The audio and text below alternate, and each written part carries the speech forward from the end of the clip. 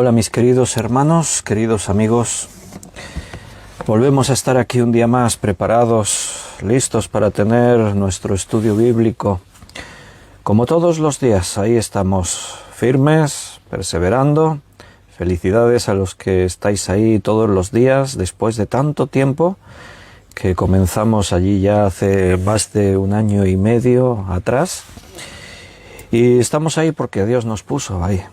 No es una cosa que nosotros hemos decidido así sin más, sino que sin duda pues Dios tiene un propósito, tiene una intención en todo esto.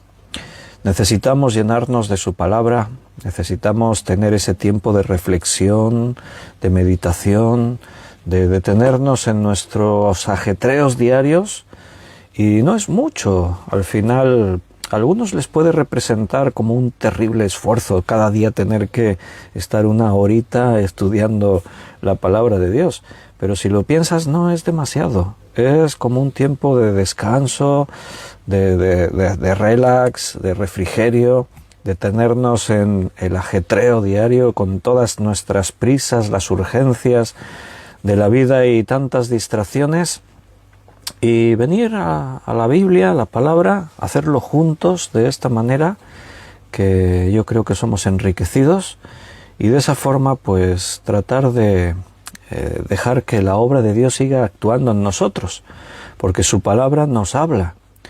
Y siempre tú vas a notar una gran diferencia entre aquellos hermanos que están en el Señor llenos de la palabra y aquellos que tienen la Biblia pues por ahí como una excusa, ¿no? Hay una gran diferencia. La diferencia la marca la Escritura. La palabra de Dios es poderosa para cambiar nuestra manera de pensar, nuestra manera de sentir, de interpretar las cosas, de conocer los tiempos. La sabiduría que recibes estudiando y meditando la palabra del Señor no la recibes de otra forma. La paz, la tranquilidad, el efecto que produce la palabra en ti, el fruto que da, es imposible encontrarlo de otra manera.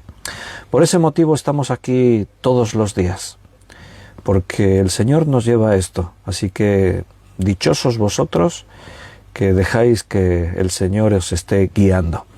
Hoy vamos a seguir hablando del libro de Génesis. Estamos al final de la historia de Noé. Hemos estado viendo cómo Noé descendió del arca, y hoy vamos a ver, la Biblia antes de dejar la historia de Noé nos quiso contar una historia negativa de este hombre, de lo que pasó ahí con sus hijos. Y bueno, algún propósito importante tenía Dios, ¿no?, con que esa historia quedase ahí registrada. Así que vamos a meditar ahí y seguramente nos va a dar tiempo a entrar en el capítulo 11, que es la historia de la Torre de Babel. Así que vamos a confiar al Señor este tiempo, le vamos a hacer una oración para pedirle que Él nos dirija, y nos metemos en la palabra de Dios a ver qué aprendemos y qué es lo que Dios nos habla. Vamos a orar. Padre, estamos agradecidos y un día más aquí nos reunimos en tu nombre. Gracias porque tú estás siempre con nosotros. Gracias, Señor, porque estás desarrollando una obra en nuestra vida y en tu iglesia, y nos sentimos privilegiados de que tú hayas contado con nosotros, que nos hayas hecho tus colaboradores. Realmente es algo que nos sobrepasa, Señor, en nuestro sentir, el saber que formamos parte de tu gran obra, de esta obra eterna, de tus propósitos, de la forma en la que tú, Señor, estás tratando con la humanidad. Y sentirnos parte de todo esto nos desborda, nos hace preguntarnos, como el salmista, ¿qué somos nosotros? ¿Qué somos para que nos visites, para que llegues a nuestra vida, para que trates con cada uno?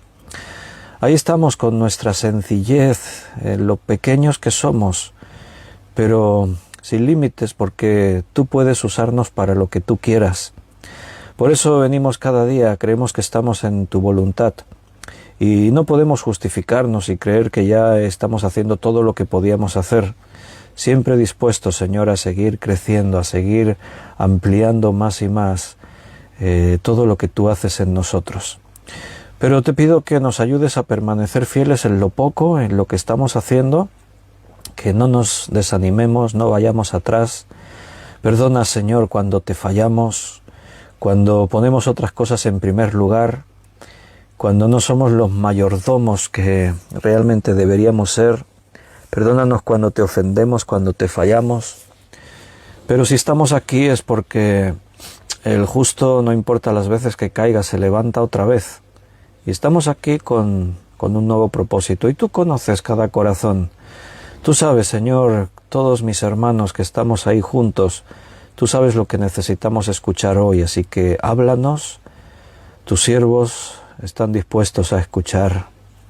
Una bendición, Señor, para todos mis hermanos que escucharán este estudio ahora o después en diferido. Suple sus necesidades, háblales en donde necesiten escuchar. Y así quedamos, Señor, pidiéndote todo esto en el precioso nombre de nuestro Señor Jesucristo. Amén.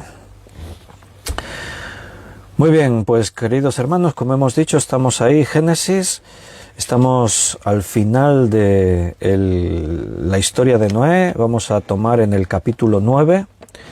Génesis capítulo 9, los versículos 18 al 29, que es el final ya de este capítulo. Y bueno, pues ahí hay una historia, como decíamos, que nos suena negativa, ¿no? En el currículum de Noé que vamos a meditar ahora. Si ya estáis preparados, estamos a punto de empezar el estudio, pero antes, como tengo por costumbre, voy a echar aquí un repaso a todos los hermanos que han escrito en este chat en directo. Ahí está Ana Rita, una de las que no fallan, están ahí siempre. Y tenemos a Paco y Rosario, también están ahí siempre. Gracias a Dios por cada uno de vosotros. Bendiciones para todos vosotros. Carmen Herrera, buenas noches, Carmen, Dios te bendiga, bienvenida. Gabriel y Yolanda, buenas noches, queridos, Dios os bendiga. Andrea, buenas noches, Andrea, me alegro verte un día más. David, Liliana y David y Daniela, toda la familia al completo, siempre ahí. Qué bueno, hasta los niños ahí escuchando la palabra del Señor. Sin duda, la bendición que reciben es de incalculable valor, porque la palabra de Dios es muy rica, nos bendice, nos transforma. Juan Bermudo, Dios te bendiga, bienvenido Juan. María Luisa, buenas noches María Luisa, un abrazo fuerte allí hasta Francia. Benito, buenas noches, un abrazo. Enoe, un abrazo también para Enoe allí hacia Estados Unidos. Margarita Mateo, Dios te bendiga. Un abrazo, Margarita, y Dios te bendiga mucho. Carmen Reyes, buenas noches. Bendiciones también para ti. Maritza Cárdenas, buenas tardes, Maritza. Otro abrazo fuerte ahí a Ecuador. Los hermanos que están ahí con Maritza por allí, por este hermoso país, Ecuador. Jacinta Solís, un abrazo, bendiciones, Jacinta. Y Miriam, buenas noches, Dios te bendiga. Dios os bendiga a todos. Realmente Dios está ahí, obrando en nuestras vidas. Para mí me bendice un montón veros ahí cada día. No os lo podéis imaginar, igual no lo creéis, pero realmente me causa una gran bendición veros ahí cada día a todos vosotros. Y saber, los otros muchos hermanos que están escuchando estudios y están ahí, algunos de los que conectados, aunque no escriben mensajes, no todos pueden, pero ahí están todos. Así que me alegro mucho de veros. Génesis, capítulo 9, versículo 18 al 29. Una historia que aparece ahí un poco como por sorpresa, ¿no? Como después de lo épico que hemos estado ahí escuchando de todo esto de Noé, el hombre justo, el hombre escogido por Dios para ser el superviviente de toda la humanidad, y de la gran proeza de construir ese barco, de creer a Dios, y esto le fue contado por justicia, y cómo Dios le ha preservado a él, a su familia. Y de pronto aparece esta historia y es como muy sorprendente, porque es una nota negativa en la vida de Noé y sus hijos. Entonces vamos a leerlo. Y los hijos de Noé que salieron del arca fueron Sem, Cam y Jafet. Y Cam es el padre de Canaán. Estos tres son los hijos de Noé, y de ellos fue llena toda la tierra. Después comenzó Noé a labrar la tierra y plantó una viña, y bebió del vino y se embriagó, y estaba descubierto en medio de su tienda. Desnudo, vaya. Y Cam, padre de Canaán, vio la desnudez de su padre y lo dijo a sus 2 hermanos que estaban afuera. Entonces Sem y Jafet tomaron la ropa y la pusieron sobre sus propios hombros y andando hacia atrás cubrieron la desnudez de su padre, teniendo vueltos sus rostros, y así no vieron la desnudez de su padre.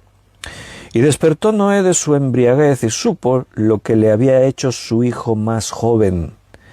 Y dijo: maldito sea Canaán, siervo de siervos será a sus hermanos. Dijo más: bendito por Jehová mi Dios sea Sem, y sea Canaán su siervo. Engrandezca Dios a Jafet, y habite en las tiendas de Sem, y sea Canaán su siervo. Y vivió Noé después del diluvio 350 años, y fueron todos los días de Noé 950 años, y murió.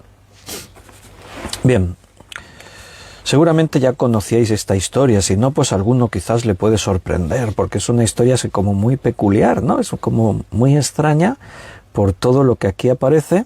Ya de entrada tengo que decirte que probablemente aquí nos falta mucha información de qué ocurrió realmente ahí, así que vamos a intentar recibir luz por lo que aquí el texto nos dice, sin poder inventar nada más ni decir cosas que aquí el texto no diga, pero bueno, vamos a ver según lo que el texto nos dice, vamos a aclarar un poquito a ver ahí qué es lo que ocurrió y qué es lo que Dios nos quería enseñar al dejar esta historia contada aquí.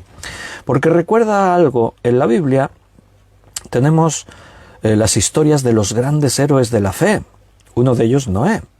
Tenemos a Enoc, Noé. Tenemos a Abraham, que viene ahora ya dentro de poquito. Estamos ya ahí en las puertas de la vida de Abraham. Tenemos a su hijo Isaac, a su nieto Jacob. Tenemos, bueno, y así podíamos ir recorriendo, ¿no? Moisés, Daniel, cualquiera de los profetas, Jeremías, Isaías, Ezequiel. La Biblia nos cuenta las grandes historias de los héroes de la fe. Pero la Biblia no es un libro cualquiera. Y no es un libro de biografías para exaltar a los hombres. En este mundo, normalmente las biografías que nos quedaron de los personajes importantes de la historia, los biógrafos oficiales, normalmente supervisados por el propio protagonista o por sus descendientes, se centraban en contar las grandes hazañas, lo bueno que estos habían hecho. Pero normalmente en una biografía oficial no se revelaba y se hablaba de lo malo, de los pecados, de los errores, de las tragedias. Esto se omitía. Pero la Biblia no es un libro normal, no es un libro cualquiera. La palabra de Dios no busca exaltar al hombre. La Biblia nos cuenta las historias de estos personajes tal cual fueron. Y nos habla de sus aciertos y de la fe que tuvieron y cómo Dios los usó y los bendijo, pero la Biblia también nos habla de sus grandes fracasos. Imagínate la historia de un héroe, podríamos decir, para los judíos y aún para el cristianismo como fue David, un héroe para los creyentes, ese muchachito que es capaz de enfrentarse a un imposible como era el gigante Goliat. Nadie en el ejército de Dios se atrevió y ahí apareció David con su fe. ¿Cómo este incircunciso se atreve a hablar así mal de los ejércitos del Dios viviente? Y ahí estaba David, un adolescente, para defender el honor de Dios, ¿no? David fue un hombre, como dice la Escritura, conforme al corazón de Dios. Pero ¿por qué entonces la Biblia nos cuenta su fracaso, su error, su pecado? Porque fue una mancha tremenda en la vida de David. Bueno, repito, porque la Biblia no trata de exaltar al hombre.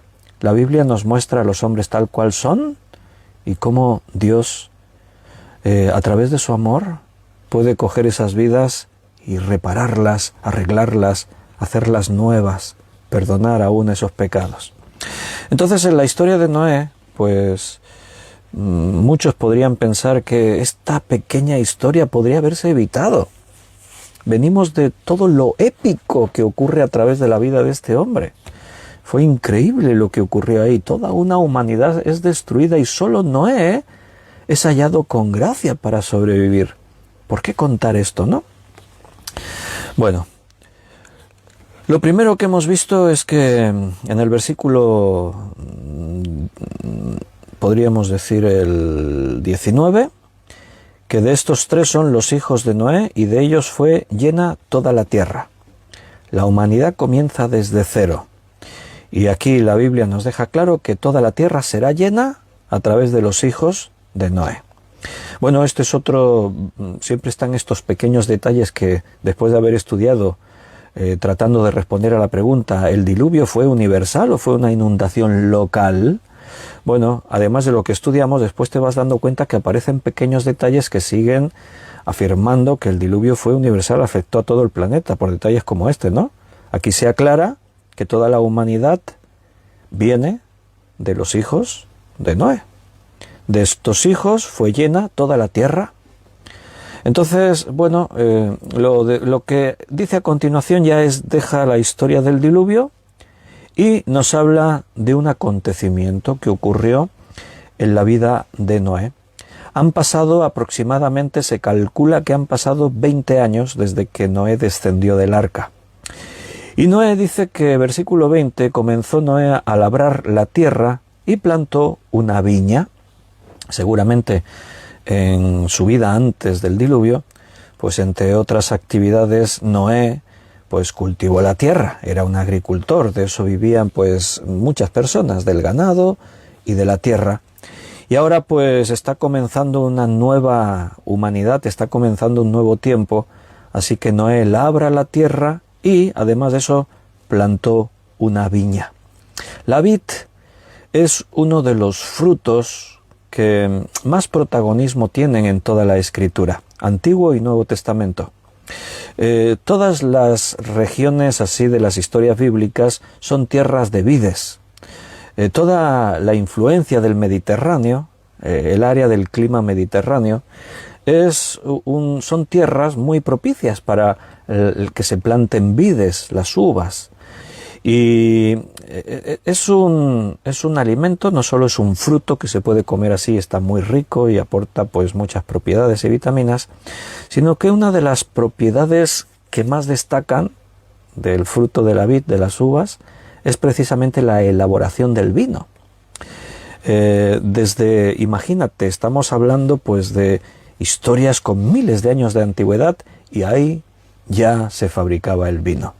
El vino es el zumo de la uva que se lleva a la fermentación y al fermentar produce alcohol, se convierte en una bebida alcohólica y bueno, hoy en día todo lo relacionado con el vino es una ciencia. Tú puedes estudiar una carrera de todo eso en enología y ahí se estudia todo acerca del vino. Hay muchas clases de vinos según las clases de uva, según la elaboración y bueno, algunos creyentes son contrarios a la toma de bebidas alcohólicas.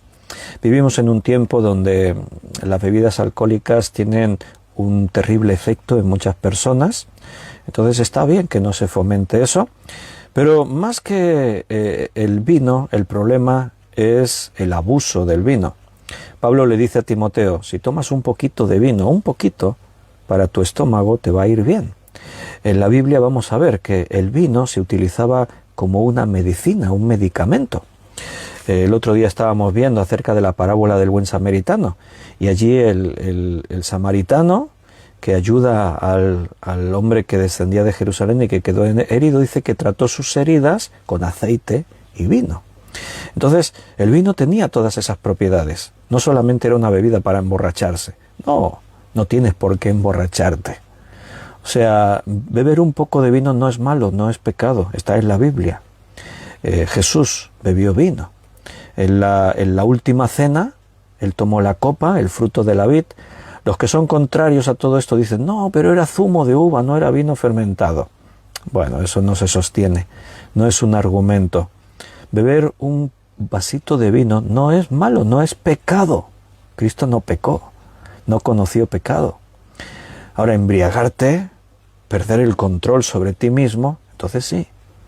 El problema no es un poquito de vino, el problema es que te guste demasiado el vino. En los requisitos ancianos y diáconos, a los diáconos se les dice que no sean dados al mucho vino. Una persona que lidera en la iglesia, que tiene un ministerio, que tiene responsabilidades, no puede perder el control bebiendo vino o consumiendo cosas que son malas para él. Todo me es lícito, no todo me conviene. Entonces el testimonio tiene que estar ahí. Ahora, por otra parte, hay que respetar, porque no todos los casos de los creyentes se tienen que interpretar de la misma manera.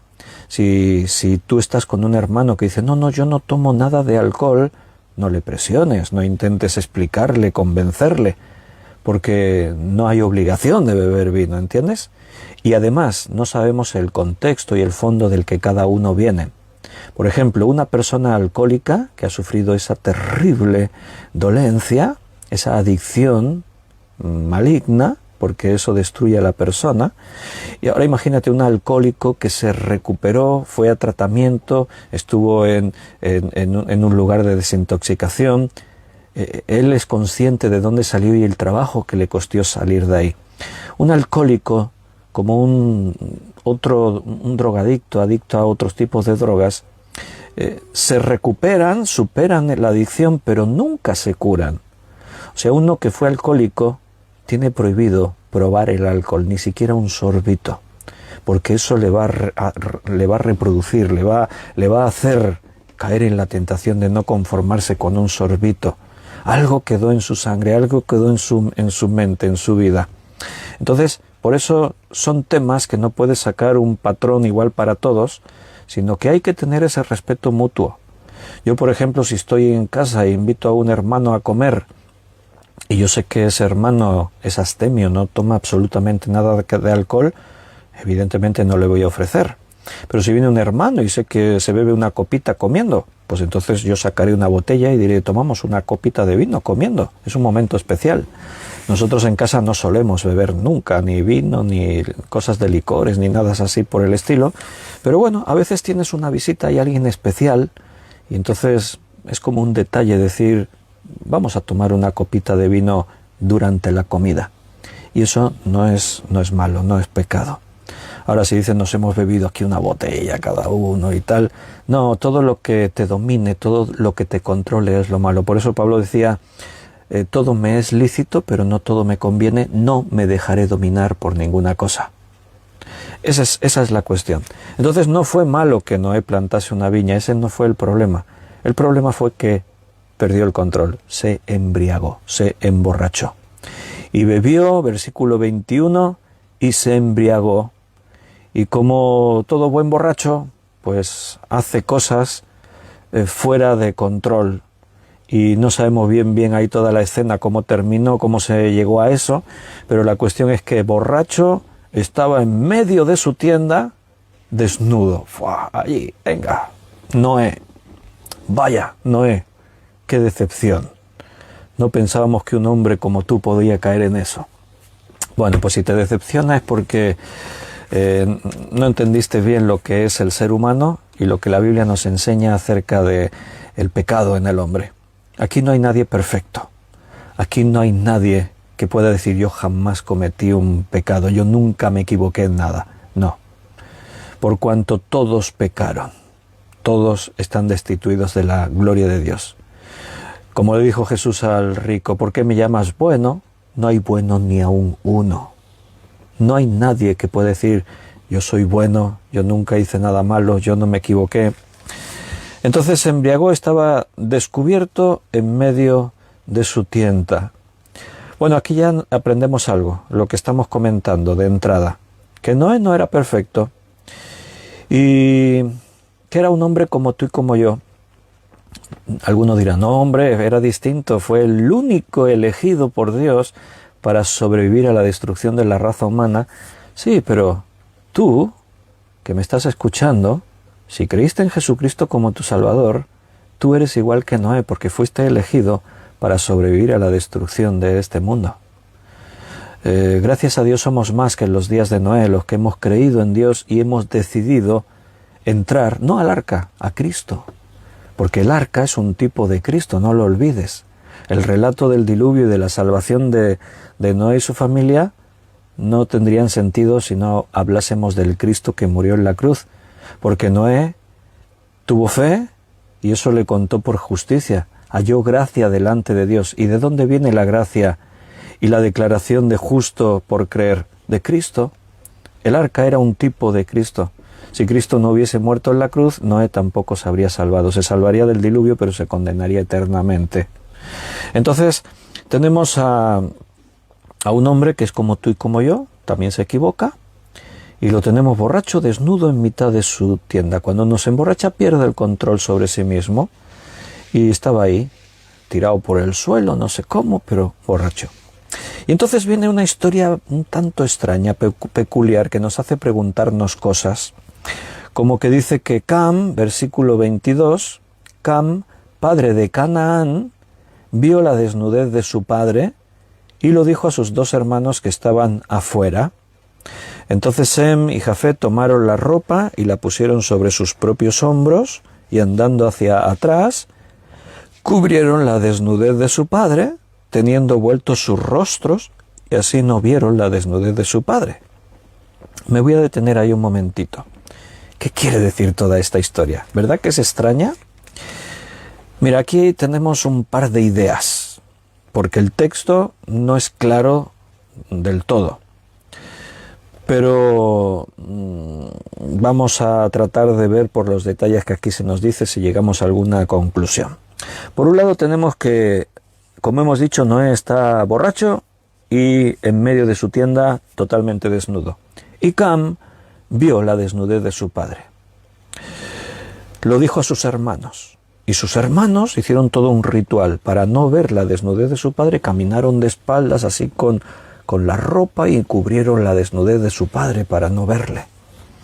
A algunos les sorprende este relato porque la pregunta es, ¿y qué tuvo de malo que Cam viese la desnudez de su padre?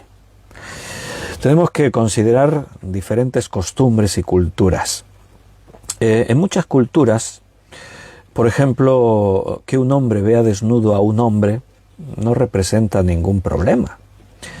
Muchos de vosotros habréis ido, yo que sé, a una piscina y en el vestuario masculino, pues allí los hombres se cambian, allí unos delante de otros, nadie se escandaliza.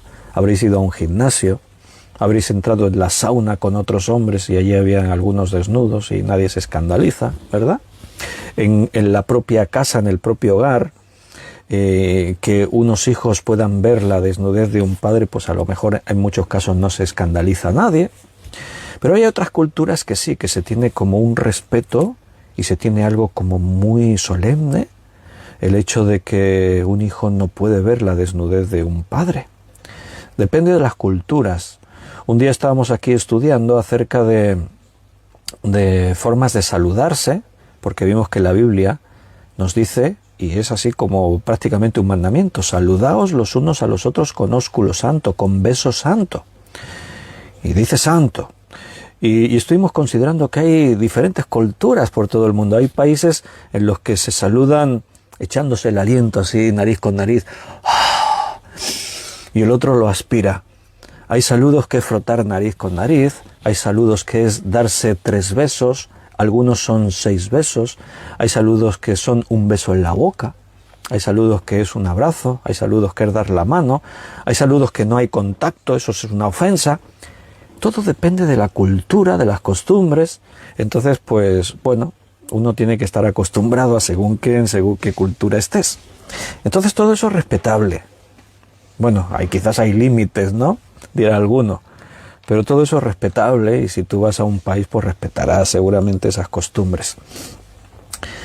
En este caso, en cualquier caso, si Cam, vamos a suponer, entró a la tienda de su padre y se encontró allí con su padre desnudo y era algo que él no pretendía hacer, fue un accidente. Aunque estemos en ese fondo cultural en el que no, un hijo no puede ver la desnudez de su padre, pero un accidente, ¿qué culpa hay en que tú puedas ver a alguien así desnudo por accidente. Antes estábamos hablando de David, su pecado. David está en su palacio y sale a su balcón, posiblemente en el patio de una de las casas que había por debajo de su palacio, porque algunas casas así de ricos, en el patio tenían una especie así pues para bañarse, y entonces allí había una mujer bañándose, Betsabé. Entonces David la vio. En principio eso no tenía problema porque fue un accidente. David está allí contemplando el paisaje y ¿qué es eso? ¡Ay, una mujer desnuda! No quiero que esto sea una situación violenta y ¡discúlpame, Betsabé! Y ya te metes para adentro, no pasa nada.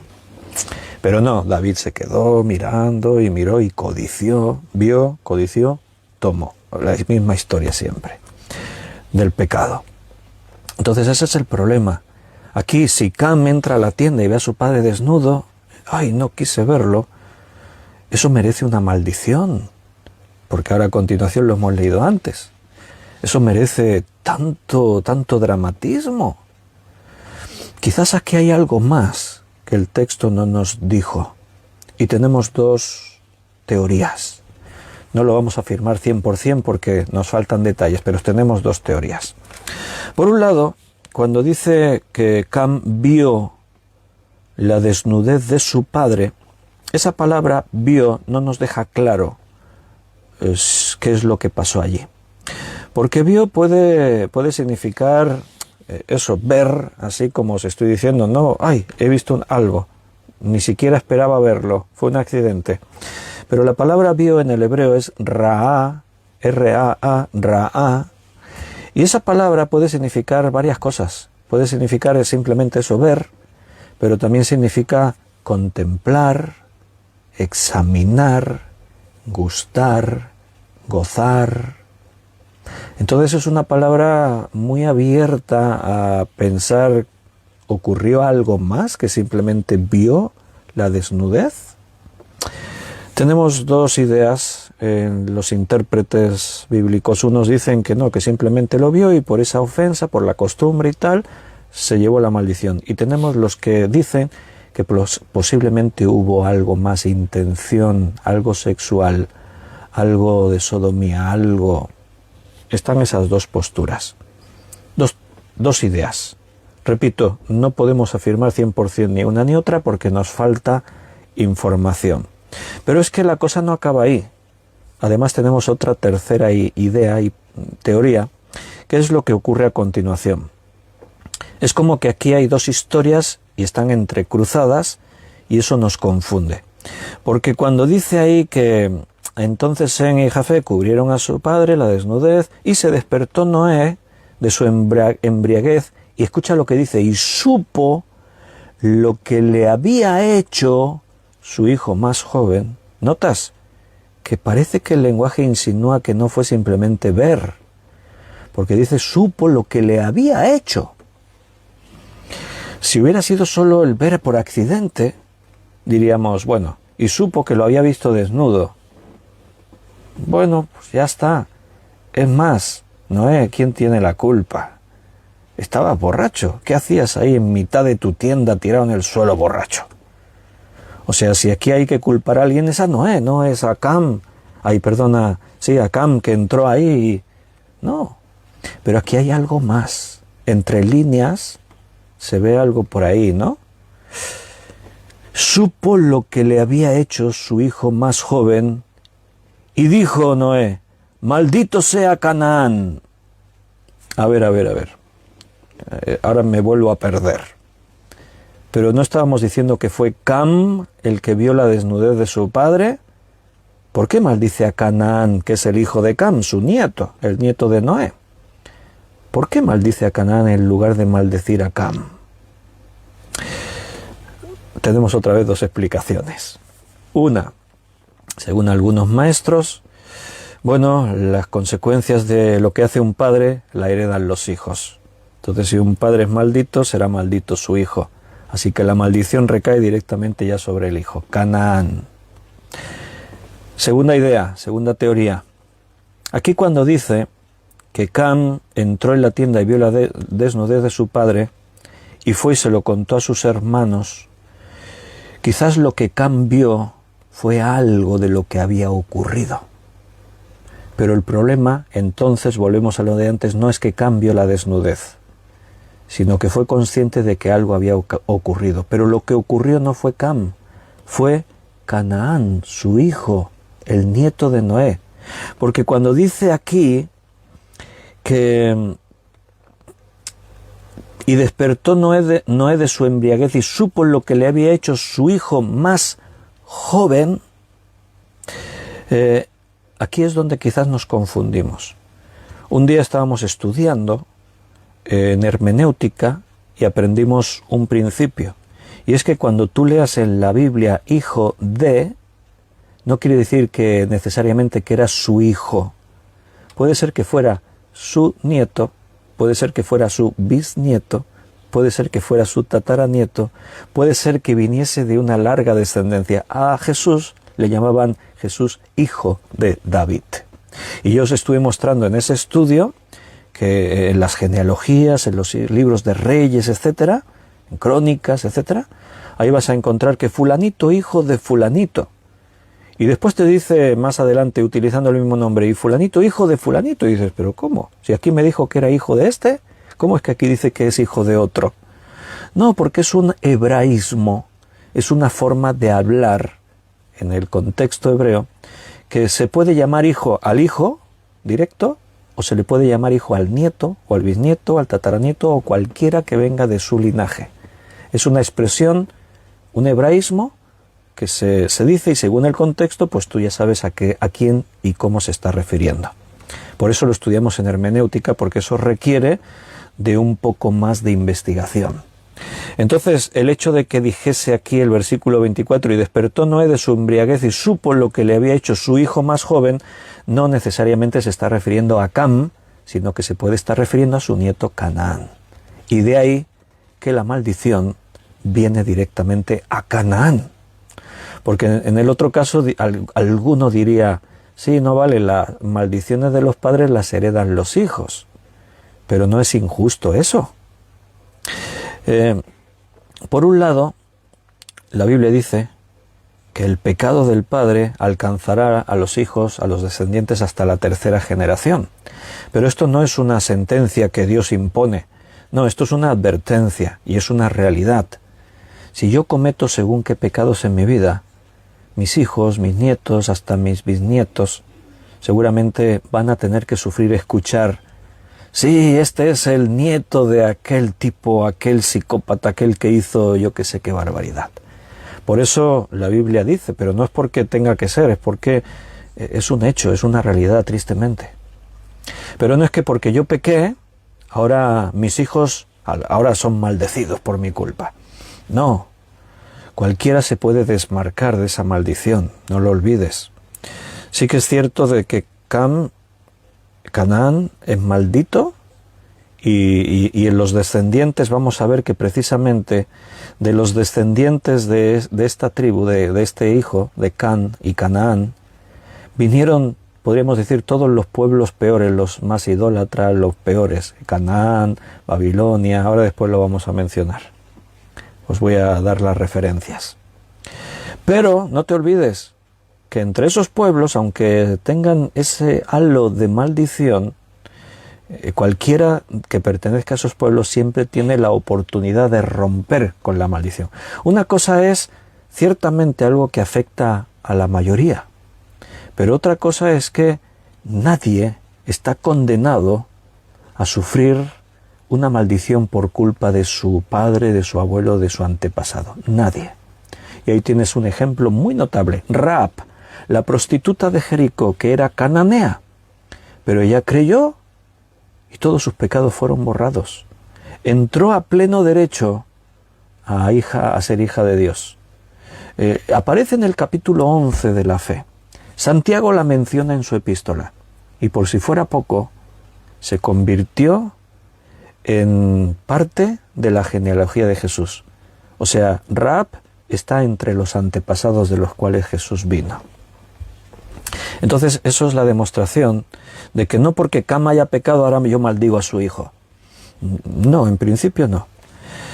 No deja de ser un texto confuso. Por eso os estoy explicando las diferentes teorías y nos tenemos que quedar ahí. No podemos afirmar nada. Sí, fue esto, fue lo otro. Simplemente que el texto abre la puerta a diferentes teorías. Y una es esta. Él supo lo que le había hecho, no lo que había ocurrido que él vio, no, lo que le había hecho. Y maldijo a su hijo pequeño, que perfectamente podía ser su nieto, porque ese lenguaje es un hebraísmo y no contradice a la interpretación que aquí se podría dar en este pasaje. Esto provoca la maldición a Canaán, pero también provoca que Noé se manifiesta bendiciendo a sus otros dos hijos y sus descendientes. Bendito sea por Jehová mi hijo Sem, y sea Canaán su siervo. Engrandezca Dios a Jafet o Jafet, y habite en las tiendas de Sem, y sea Canaán su siervo. Normalmente, cuando un padre bendecía a sus hijos, el primogénito tenía el derecho de recibir la bendición mayor. Y en esa bendición, si vamos a suponer está el primogénito y su padre lo bendecía, en la bendición muchas veces se incluía ese pensamiento: y tus hermanos te servirán, serán tus siervos. Era algo implícito en ese orden, en esos derechos que el primogénito obtenía. En este caso, Sem es el que recibe, vamos a decir, el título de primogénito. Cam sería el segundo hijo y Jafet el tercero, pero de pronto Cam se convierte en el último. Sus otros dos hermanos pasan por delante debido a esta maldición.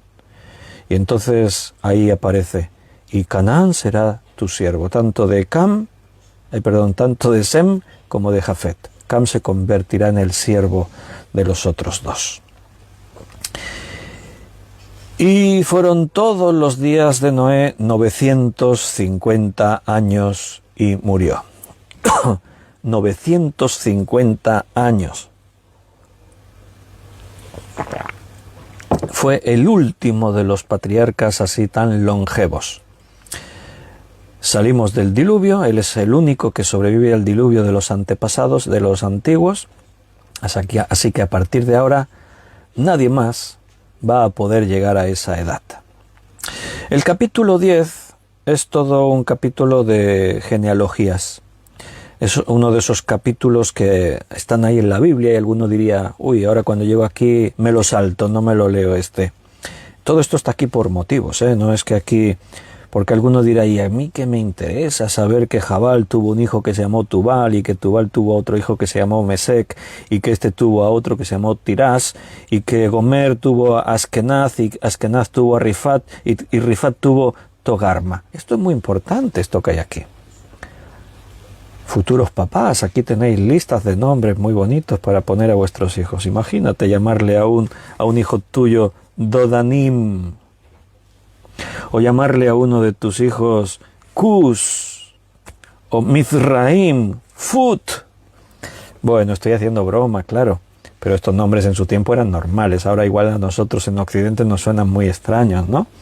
Hombre, si yo como pastor vienen ahí unos padres y me dicen: hemos pensado ponerle a nuestro hijo de nombre Fut, pues yo le diré: ¿y por qué no lo reflexionáis un poco más? Igual no es el más apropiado.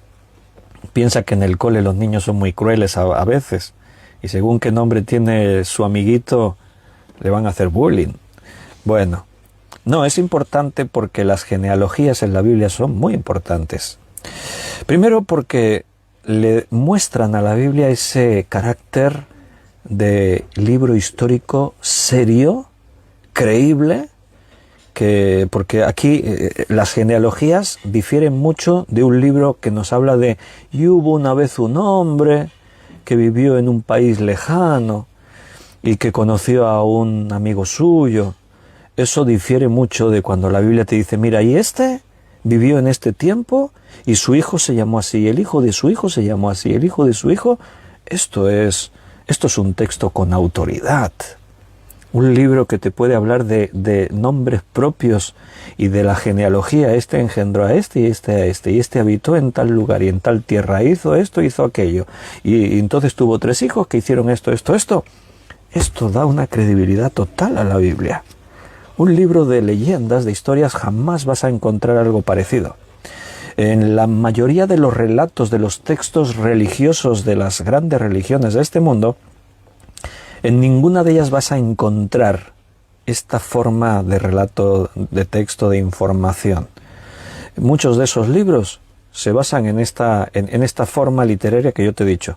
Y hubo una vez un hombre que vivió en un lugar lejano y que anduvo por no sé dónde. Y eso pues te deja la idea de, bueno, me da la impresión de que esto es una leyenda, es una historia que se inventaron por ahí alguien. Pero la Biblia no es una leyenda, es un libro con la autoridad histórica indiscutible. Cualquier erudito, cualquier persona con conocimiento y con estudios, ninguno se atrevería a plantear que la Biblia sea un libro de baja calidad, que cuente mentiras o que no tenga credibilidad. Otra cosa es que quieran creer en ella como palabra de Dios, con lo que eso implica. Eso es otro tema. Pero cualquier maestro con conocimiento se atrevería a criticar la Biblia en cuanto a libro histórico, en cuanto a su credibilidad, en la narrativa de los hechos, etc. Entonces, bueno, tenemos ahí por un lado los 3 hijos de Noé y aquí se nos explica en este capítulo 10 acerca de las genealogías, cómo comienzan sus descendientes. De Sem, que hemos dicho será el protagonista, a partir de ahora en la Biblia Sem va a ser el linaje más mencionado, porque de Sem vienen las poblaciones semíticas y esto incluye a los judíos, y entonces tú ya sabes que de ahí vendrá Jesucristo, y es lo que convierte al descendiente Sem en el heredero de esa línea genealógica que llevará hasta Jesucristo. Las líneas genealógicas, otra gran importancia en que tienen, la otra gran importancia es eso, mostrarnos que estaba prefijado de parte de Dios de dónde vendría Jesucristo. Y eso proféticamente fue muy importante. Porque ahora tenemos de la tribu de Sem, pero es que eso se va a ir afilando. Después se va a hablar de la tribu de los descendientes de Abraham, de la tribu de Judá, de los 2 hijos de Isaac, de Jacob, de los hijos de Jacob, de los 12 hijos varones de Jacob, de Judá, de la tribu de Judá, de la familia esta, de esta familia de este, y así va a ir afinando hasta llegar a la familia de José y de María. Y ahí la profecía descartaba a cualquier otro hijo que pudiese ser descendiente también de Sem o de David. No, ahí la Biblia afinó hasta llegar a la única posibilidad. Jesucristo era aquel que estaba señalado que genealógicamente sería el Mesías, el Cristo. Ahí está también esta importancia. Entonces de Sem vienen todas las poblaciones semíticas, judíos, árabes, asirios, arameos y fenicios. De Cam, bueno, pues tenemos a los babilonios. Nota cómo los descendientes de Cam parece que la maldición realmente tiene una implicación, porque de Cam vienen los babilonios, etíopes, egipcios, cananeos, filisteos y seguramente, aunque no está del todo así claro, pero se cree que también todos los pueblos de África son descendientes de Cam. De ahí vendrán las razas negras, de las personas que tienen su piel oscura, que son originarios de África, pues serán descendientes de Cam seguramente. Y posiblemente también algunos de los orientales, aunque no todo Oriente, sino una parte de Oriente. Recuerda lo que hemos dicho, no es porque uno diga, pues quizás yo desciendo de Cam, estoy maldito. No, hombre, no, ni mucho menos. Rahab tendría que estar maldita por todo y muchos les gustaría, ¿no?, que su nombre apareciese en la genealogía de Jesús, en el capítulo 11 de Hebreos y en la carta a Santiago. Así que, de dónde vengas y cuáles fueron tus descendientes, tus antepasados, no determinan lo que tú eres. Somos fruto de nuestro pasado, pero no estamos condenados a ser lo que el pasado diga que tenemos que ser. ¿De acuerdo? Por otra parte tenemos a Jafet. Y de Jafet vienen los medos, los griegos, los chipriotas, prácticamente todos los descendientes de Jafet son los países europeos, Europa, serían los descendientes de Jafet. Yo vivo en España, entonces seguramente yo soy descendiente de Jafet, de los 3 hijos de Noé, de Jafet. Y también Asia del Norte. La Biblia se va a centrar en Sem, pero aquí en este capítulo 10 tenemos esa información. Así que, por ejemplo, cuando está hablando de los descendientes de unos y de otros, podemos identificar precisamente algunos de los países que nacerían de ese descendiente. Como por ejemplo en el versículo 4, ahí se habla de Elisa, Tarsis, Kitim y Donanim. Y bueno, sabemos que Tarsis es España. Así que aquí se nos explica que de los hijos de Jafet, uno de ellos se llamó Tarsis y este fue el que dio nombre a lo que después de muchos años y siglos ahora conocemos como Tarsis. Ahí de los descendientes de Jafet, unos fueron a vivir en esta región que ahora es España. También cuando menciona Kitim, ahí en ese versículo 4, Kitim actualmente sería Chipre. También en el versículo 6 se habla de los descendientes de Cam, se menciona a Cus. Cus en la actualidad sería Etiopía. Y Fut, en el mismo versículo 6, sería Libia. Mizraim, que está en el versículo 6 también, sería Egipto. Y en el versículo 6 también Canaán, pues sería toda la tierra de Palestina, porque los cananeos son los que habitaron la tierra de Palestina hasta que los judíos entraron y la conquistaron. En el versículo 11 se habla de Asiria, hoy en día se identifica perfectamente igual Asiria. En el versículo 22 se habla de Elam, y Elam en la actualidad sería Persia, Irán. En el versículo 22 también se habla de Aram, que en la actualidad sería Siria y Mesopotamia. Así pues tenemos, gracias a esta genealogía de Génesis 10, podemos identificar según donde tú vives, te puedes hacer una idea de cuál de los hijos de Noé vienes, de dónde desciendes, de algunos de esos 3. Aunque después, no es fijo esto, aunque después ha habido grandes movimientos migratorios para aquí y para allá. Entonces es muy difícil determinar de qué hijo de Noé desciendo yo. Pero bueno, en principio, según la región en la que vives, puedes decir, tengo posibilidades de descender de esta tribu, descender del otro. Bien, en esta genealogía aparece un personaje que ahora va a ser clave, porque es el que nos sitúa en la siguiente historia del capítulo 11, la Torre de Babel, que es un personaje que aquí aparece con el nombre de Nimrod. Nimrod aparece ahí en el versículo 8 al 10, y Cus engendró a Nimrod, o sea que es descendiente de Cam, de Canaán, y Cus engendró a Nimrod, quien llegó a ser el primer poderoso en la tierra. Este fue vigoroso cazador delante de Jehová, por lo cual se dice, así como Nimrod, vigoroso cazador delante de Jehová. Y fue el comienzo de su reino, Babel. Ahí está. O sea, Nimrod es el primer poderoso en la tierra después del diluvio. Se va a convertir en el primer hombre que establece un reino.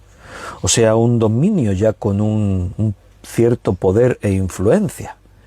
A partir de aquí las naciones van a crecer, se van a extender. Babel, hablaremos el próximo día, va a ser el punto de partida de la expansión de los hombres, los descendientes de Noé, por todo el mundo, con diferentes idiomas, lenguas, y esto va a propiciar que empiecen a surgir reinos, países, por aquí y por allá. Pero aquí tenemos la primera referencia a el origen de Babel, de este reino, que será protagonista en el capítulo siguiente, 11, y que va a estar ya representado por ahí a lo largo de toda la Biblia hasta el libro de Apocalipsis, y ahí vamos a estar meditando en todo eso. Nimrod, no sabemos mucho de él. El nombre significaría rebelde. El nombre ya dice algo, ¿no? Pero sabemos que fue el primer hombre poderoso. Mira, en este mundo, para llegar a ser poderoso, tienes que reunir una serie de condiciones. Te tienes que imponer a otros, a no ser que llegues ahí por una elección democrática o por un linaje, pero en este caso no fue el caso, no fue la cosa. Nimrod se convierte en un hombre muy poderoso, pues seguramente por su carácter, un carácter fuerte, violento, que se impone a los demás, inteligente, con recursos, pero la cuestión es que este hombre fue el primero que establece un reino sobre la tierra. Y el final del capítulo 10, después de mencionar a todas estas genealogías, los descendientes de unos y de otros, el versículo 32 ya nos conecta con la historia del capítulo 11, la Torre de Babel. Dice el versículo 22, y estas son las familias de los hijos de Noé por sus descendencias, en sus naciones, y de estos se esparcieron las naciones en la tierra después del diluvio. Esa referencia, y después de esto se esparcieron las naciones por la tierra. Bueno, esto fue consecuencia precisamente del pecado que ocurre en Babel y que Dios castiga con un juicio, pero eso lo veremos el próximo día, porque ahora ya no tenemos tiempo. Y si Dios quiere, el próximo día que hablemos de Génesis otra vez, volveremos aquí a este texto y comenzaremos el capítulo 11. Pero por hoy lo vamos a dejar aquí. Así que, queridos hermanos, nos despedimos un día más. Los días pasan y pasan muy rápido. Hoy ya estamos a 22 de noviembre, tenemos 4 días ya y terminamos otro mes más y nos metemos en diciembre, ya un mes ahí muy especial. Queridos hermanos, mañana martes, acordaos que si estáis por aquí cerca y queréis venir a nuestro local de reuniones, estaremos en persona. Alabaremos a Dios, 7:30 de la tarde, y a las 8 en punto, para todos los que no podéis venir en persona físicamente, retransmitiremos el estudio por Facebook, como hacemos siempre, y también seguramente por YouTube. Las retransmisiones desde el local se hacen siempre en los dos formatos, Facebook y YouTube. Así que espero veros mañana, un día más. Seguiremos estudiando Hechos de los Apóstoles, que es el tema que nos ocupa todos los martes. Un fuerte abrazo, que Dios os cuide, os bendiga, que Él os colme de bendiciones, de sabiduría, que os llene con todo su amor. Y bueno, yo os amo también en el nombre del Señor y esperaré mañana con impaciencia veros otra vez. Si Dios quiere, nos vemos. Hasta mañana.